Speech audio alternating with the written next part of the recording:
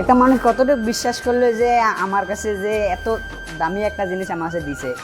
দামি জিনিস দিছে কি তা আমার মালিকে আমার কাছে চেক দিয়ে দিয়েছে, মালিকের অ্যাকাউন্ট থেকে টাকা তুলে আনা লাগিয়া।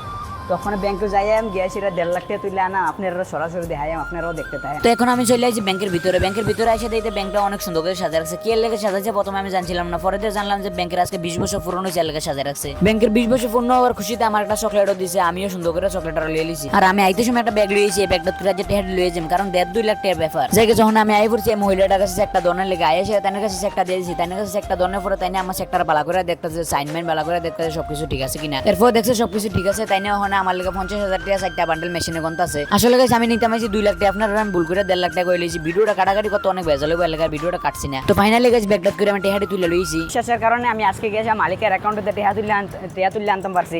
আপনারা দোয়া করবেন যাতে এরকম বিশ্বাস আমার উপরে মালিক সবসময় রাখে। আপনারা দোয়া ভালোবাসা থাকলে এরকম বিশ্বাস থাকবো, আপনারা দোয়া করবেন।